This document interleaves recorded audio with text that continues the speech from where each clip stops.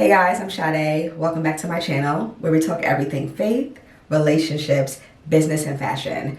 Pretty much everything that I do in my life.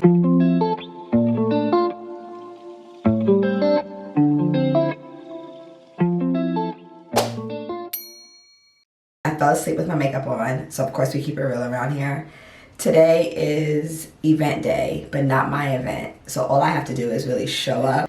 But because I am selling merch today, I need to prepare and get my little suitcase situated so that I am ready. I don't have my assistant. She lives in Atlanta and now she's remote. She used to be in New York, but then she moved to Atlanta. Well, I do have someone that is assisting me today. She is mainly social media, but I'm gonna try to plug her into some other areas.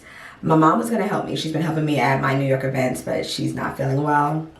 The devil is a liar. He really just be doing his thing. But anyway, I am going to first drink a sip of water. Yeah, so I am going to fix this, bitch or not. Start packing up my stuff. It is about probably 7 o'clock in the morning. I don't know if I'm up this early. Honestly, I didn't know if I'm up this early because I woke up and I'm like, I want my hair to look good. I don't want to be sleeping 5 more hours on this hair. That's a dumb reason to be up early, but that's the thoughts that go through the mind of a black woman. So I am not going to make the mistake of filming for 30 minutes and then leaving my house with a dead camera battery.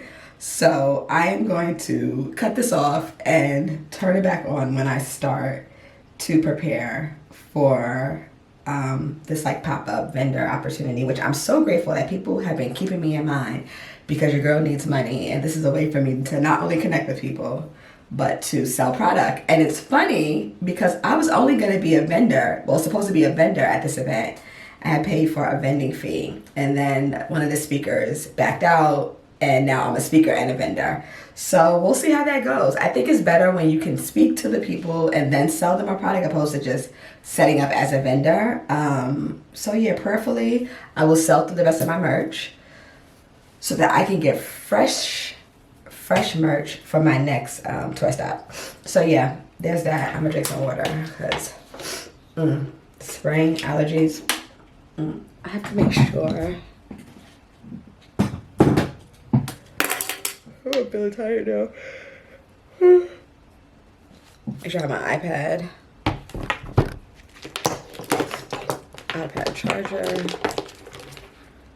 charger for my quick accept device, which I hate, but I bought a new one and I realized the new one is Wi-Fi. This is Bluetooth. So if there is no good Wi-Fi and I don't have a hotspot, which I need to get a hotspot now, I don't know how this new device, which I'll show you, is gonna work. So I'm gonna bring this. I'm gonna leave my laptop. I don't need all my devices. There's that. This quick terminal, it was between this and the square device. I don't know why I ended up going with the Chase device. I don't know.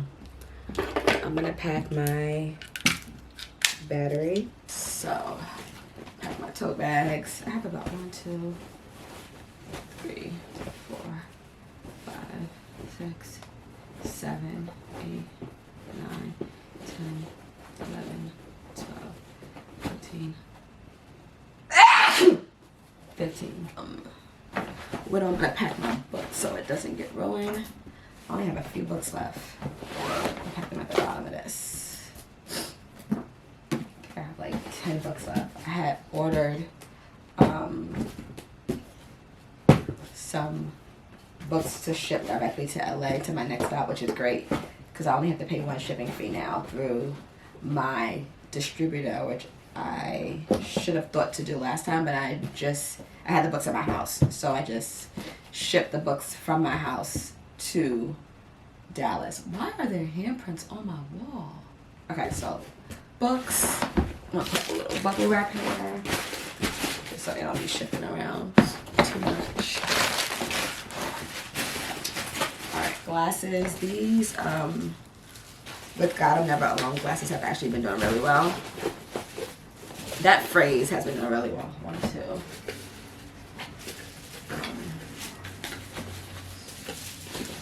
3. Now I'm gonna pack up my display stuff. Wow, it's definitely in. Crushed up. Those. I can't forget my bags. I forgot my bags last time. More merch. These are my stickers. I'm gonna place these. Damn. When I first got into fashion in 2019, I learned at an early fashion industry age, that don't make no sense. I learned very early on in my fashion career that you have to literally go for what you want and speak and advocate for yourself. So when I changed from social work to fashion design, I remember there were various things that happened along the way that impacted my decision. A lot of it was seeds that people had sown into me, seeing things in me that I didn't see in myself, to which sparked curiosity for me to look into fashion and see how viable it was for a career. Because growing up in the Bronx, in the inner city, in the hood, you know, you dress good, you look good, but no one really talks about or has had experience really in the industry. There was no one around that had that experience. And I think if my father knew and my uncle, because they both were very, very stylish, knew that there were opportunities for them earlier on in fashion, they would have tapped into that, you know? I mean, they had the Dapper Dans. Very few representations in the industry of black men and women, you know, doing things. I didn't grow up with magazines in my home like that. You know, we had the 90s magazines, like, what was those 90s magazines called? Vibe, not Vibe necessarily, but the ones where you would pull out the posters. Something Up, I can't think of it. Let me know in the comments. Where you would pull out the posters and you would have all the posters of all like your favorite 90s artists and bands on your wall. But we never really had Vogue magazines in my home. I didn't have the Cosmopolitans. You know, we had Jet magazine. We had, which I remember they would have the Jet Beauty of the month. But we didn't really have like fashion magazines. So I didn't know that I could actually make something out of my interest in fashion. But I say all that to say, because I was just thinking about my first real experience in the industry. I was at my church and one of their cousins, the family's cousin, was there. She was talking about how she started her business at 20 and she was in makeup beauty and she was going to Fashion Week, and she was just talking about Fashion Week, and the Holy Spirit prompted me to go up to her after and just to tell her who I was and what I did. And she was like, oh, you can come assist me tomorrow at Fashion Week. And I was like, what?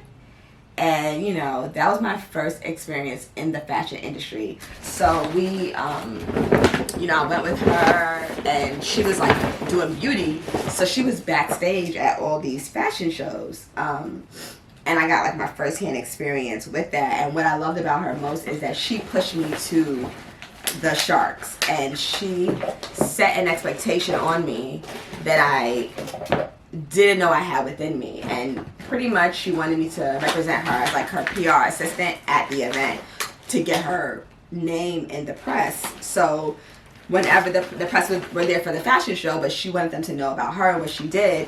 So there was times when I had to speak to them and let them know and introduce them to her, to bring them to her and to tell her who she was and what she did, so she can get, you know, press.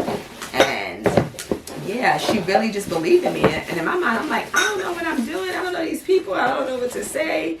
And she would just like do it. Like she didn't leave room for me to give her any excuses at all. And I appreciate her like really, I think I put those glasses in there. I appreciate her believing in me that much and like really pushing me to do that and, you know, be comfortable and confident in a space that was so fresh and new to me, you know. And now with God, it's seriously with God, I have, you know, more confidence, you know, in myself and my abilities, because the fashion industry, if you let it, will literally eat you up. And it'll eat you up because there's this, like, I don't even know what you would call it, but they're definitely intense, it's principalities of like pride and like I don't even know what you would call it, but it's almost as if the people on the top make the people underneath them feel like the people underneath them owe them something for giving them opportunities. I don't know what you call that, but it's across the board. They make it feel like because they gave you a yes, because they hired you, that they're the ones that hold your destiny and your future in their hands. And because God, and I'll share my testimony of how I got to fashion completely, because God was the one who opened that door for me. And I didn't really know what I was getting into. I didn't know about the ins and outs of the industry. I didn't know about like the stereotypes of the industry. I didn't know about the expectations and all that stuff, because I went into it just as a Christian who God opened the door for. I was just like, God gave me this opportunity.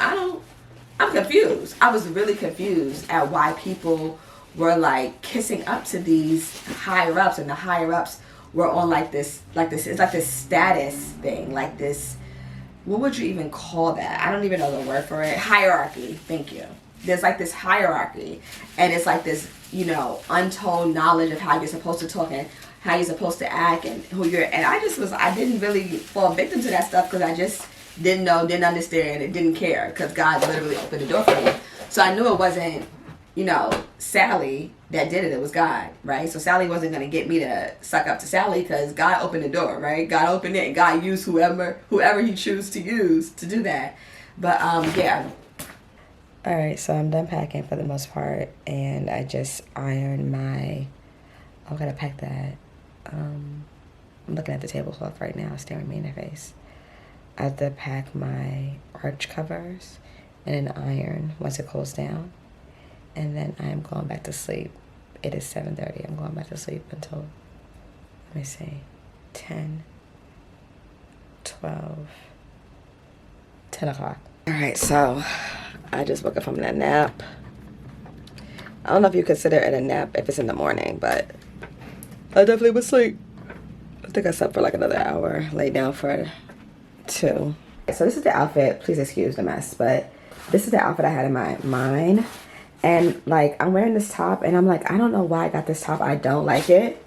But here's a quick little tutorial on proportion. So right now, like this, it just, because I'm so slim, it just makes me, I have no definition here. So by tucking it in a little, it shows up more of my waist. And of course I'll fix this when I'm not using one hand.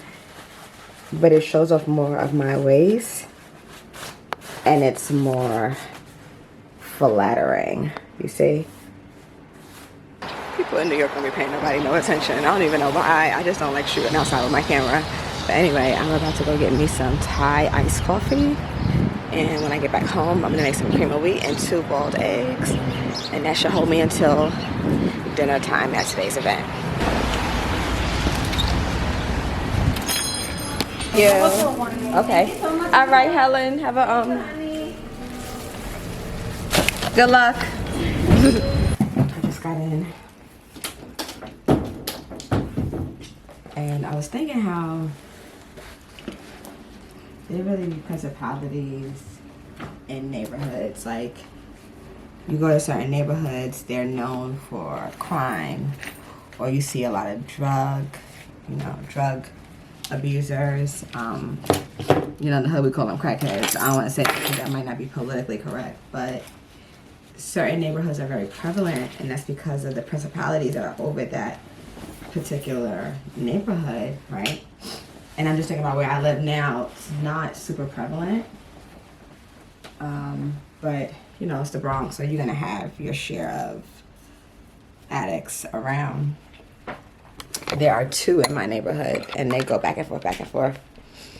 And I was just thinking about how there was once this Botanica that went up right on one of the main strips in my neighborhood. And I was like, not while I'm here.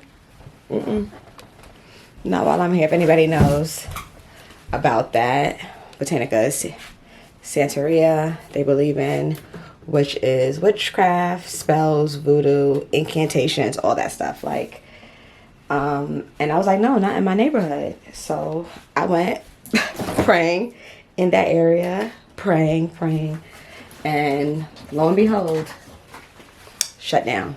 It's the power of prayer. And as believers, we have to start taking dominion that the Lord has given us. Not even taking dominion, because we already have it. Stepping into that dominion in prayer and fasting. When we see certain things happening, like God has given us power and authority over the darkness. The darkness does not have power over us. The darkness does not have power over us. We have power over the darkness. Even the dark things in our life that take place. You know, when I was going through a really, really hard season, I remember God told me, like, get up off the mat.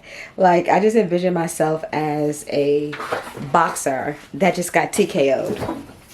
Well, not even total knockout, just got knocked down to the floor. And I just saw myself on the mat, and God was like, get up off the mat and fight back. I've given you the tools, you know, and we know that the weapons of our warfare are not carnal, but are mighty through God to the pulling down of strongholds, casting down imagination, and every high thought that exalts itself above the knowledge of Christ, and bringing every thought captive under the obedience of Christ. And what that means is that we're not fighting in the physical. We don't fight against the enemy physically, right? We fight against him spiritually, and we do it with our words. We cast down these thoughts that will try to appear to be bigger than God. Sickness, thought of insecurity, thoughts of unworthiness, thoughts of shame, thoughts of rejection, feeling rejected, thinking you're rejected, believing you're rejected. We cast down those imaginations. We take them captive, which means we have the authority to bring them down. Strongholds over people, generational curses, strongholds of addiction, strongholds of lust, of perversion, anything that keeps people bound and captive to a lifestyle that the Lord wants them free of, that they want to be free of, that they feel like they can't be free of. Like, we have the power and the authority over that. All forms of witchcraft, strife, dissension. We have the power and the authority to speak those things that be not as though they were, to cast these things down, to decree and declare what shall be. You know, my neighborhood is set aside for God's great works. Great works shall be made manifest where I live. This will be a neighborhood where families will be restored and unified. I come against all demonic forces against this neighborhood that will cause people to be victims of violence, addicted to drugs, all types of drugs, all forms of drugs. I come against all forms of witchcraft, incantations that are taking place in my neighborhood. That this will be a safe place for me to live, for families to move into and live. Like, these are the things that we have to start praying and saying and speaking. And when we go through hard times, the enemy wants to shut our mouths.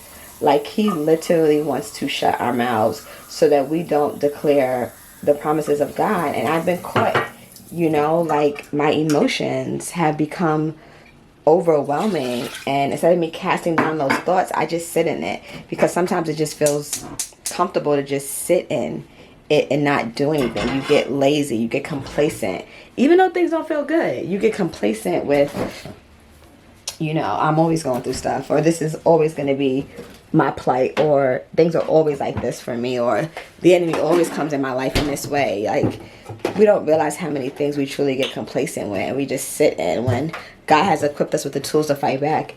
Prayer and fasting, and, you know, putting on the full armor of God, the helmet of salvation, the breastplate of righteousness, the shield of faith, the sword of the spirit, the belt of truth, the sandals of the gospel of peace. And as you're putting those things on, just know the purposes and why you're putting them on, you know? So when I was going through a really hard season, I would put on the armor of the Lord, which God tells us to withstand the fiery darts of the enemy. So I would literally envision myself putting on the armor, and I would say, you know, Lord, I'm putting on the helmet of salvation. I'm remembering that I am saved. Father, thank you for restoring back the joy of my salvation. Thank you for the free gift of salvation. Thank you, Jesus, for going to the cross and dying for my sins, that I don't have to live under the cloud of shame. Thank you for the freedom that I have in you that comes through salvation. Thank you for the grace that you freely give me, that I'm not condemned, Lord, that you don't condemn me, Father, you convict me. Thank you for that there is no condemnation to those who are in Christ Jesus. So I put on my helmet of salvation and I fight against every thought of the enemy that will come to disturb, to disrupt, to cause me to view myself in a way that is not in alignment with how you view me, in Jesus' name. And I will literally go through all the armor, the breastplate of righteousness. Help me, Father, to resist temptation, to help me to be a great example of your goodness, right? Let my life resemble your goodness, Father. Continue to mold and shape me into your image, that I might be a light bearer in this world. Help me to be a remnant that's left behind, that is not bowed down to the ways of the world. Help me to live righteously before you, Lord. I know that my righteousness is not based on acts, but it's based on your dying for me. So, Father, I embrace the righteousness that comes because of your sacrifice on the cross, the belt of truth, and I be like, God, thank you for your truth. Thank you for what you say about me. And I come against all the lies of the enemy. And whatever it is that you're going through in that season, you bind those lies up. The lies that it's always going to be like this. Because that's a one lie the enemy be trying to get me with. Oh, it's always going to be like this. You ain't going to never get out of this situation. And it's like, it's a lie from the pit of hell. It will not always be like this. I will not always be in a situation like this. My life will not, be plagued by trauma and plagued by disease and illness, and my family will not be plagued by illness and famine and poverty, and unrighteousness and unholiness. Lord, my family will not be plagued with these things. I am who God says I am. I will walk in the fullness of what God has called me to walk in. These are the things I'm telling you, we gotta fight back, because the enemy ain't playing no games. He fighting hard, and the kingdom of darkness is united. Those in the kingdom of darkness, they rise early in the morning, 12, 1 a.m., 2 a.m., 3 a.m., to come together to speak spells and perform all types of demonic rituals and sacrifices, to their gods and to their beliefs, to inflict harm, danger, destruction on us. Like this, they ain't playing. They ain't playing, I ain't playing. Glad I put my camera on before I left, because I would have forgot just now my earrings, and I would have also forgot my camera battery, and I would have been extremely pissed. I started off early, and see, I know it's gonna take me 2 hours to get ready. I just knew it. I started off early, and I feel like I'm still rushing because I have to get out of here at like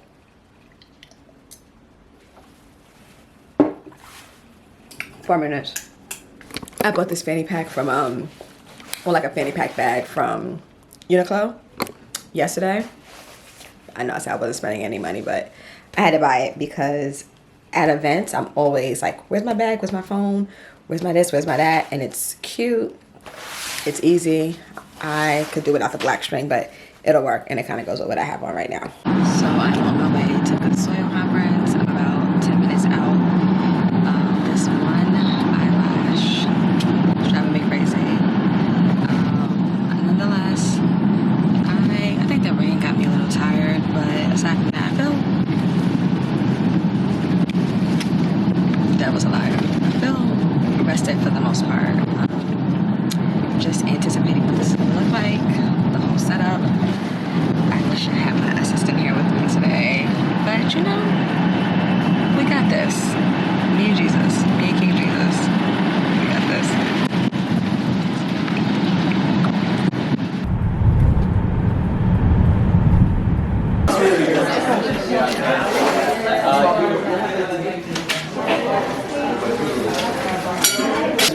But also put this table right there. And then fold that. Go ahead and do that. Okay. This table behind you. We're gonna swap the table out. We're gonna swap your table out for more space. You still have a table. Okay, so We're just gonna move that one that's down there. So you can take this out and make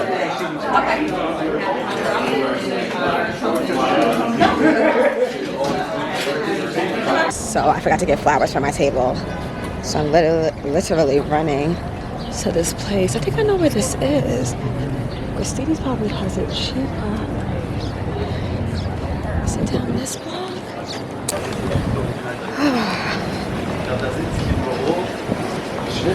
I'm running to get flowers. I forgot to get flowers for my table, and I didn't bring my dry flowers. I'm gonna go to this flower shop. It is 2:40, which gives me like 20 minutes to set up this table. I ain't gonna stress out about it. I know these flowers are expensive though. I wonder if I could get cheaper ones from Christina's. I'm gonna see what their flowers are looking like. Feathery thing. They're Sorry. 25 a bunch. Thank you. It's Oh, these are really cost effective. okay. Yeah. Maybe. Yeah. I always wanted to go to that flower shop. I got some really nice flowers. Now I'm gonna run back over to the venue and try to set up in like 10-15 minutes. I just don't really want to be setting up when people come, but it is what it is, you know?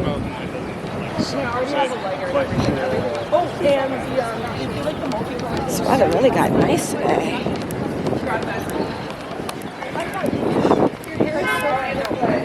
Oh, thanks so much. Oh, thank you. Thank you so much. It got really warm out today, right? Oh my goodness. I was like, I thought it was gonna be much cooler.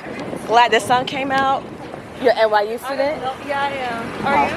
No, I'm like 36. I mean, I can still be NYU student though. Right. Like, You could be like an undergraduate, so you could probably pass the one. right. Are you like a filmmaker or something? Oh, author. I'm an author. Yeah, and Oh, what now books I'm on have you written? YouTube. It's called Ready, Set, Wait. Ready, Set, Wait? Okay. Yes, Let me look it up. Yeah, it's on Amazon. Amazon. Yeah, I'm having a speaking engagement over here. Oh, congratulations. Thank you. That's So, awesome. yeah, and I have a table I'm setting up, selling like merch, selling my books, some hats, some cups. Oh, yes. So I want to get some flowers Uh-huh. because I'm like a stickler for detail. And That's I a good forgot. idea. Yes, excellence and everything. Right, I hope today right. goes super duper Thank well you so for much. So nice to meet you. Some great accomplishments. See you later. Thank you. Have a good day.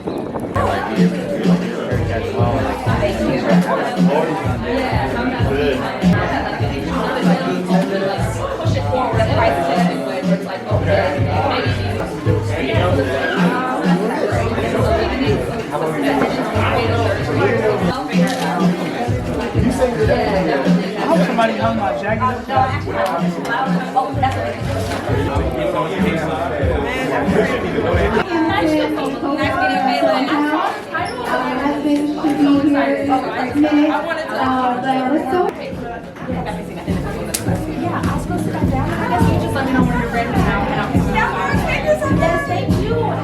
And representing him only within the walls of the church. But how many of y'all know that that's not true? You actually...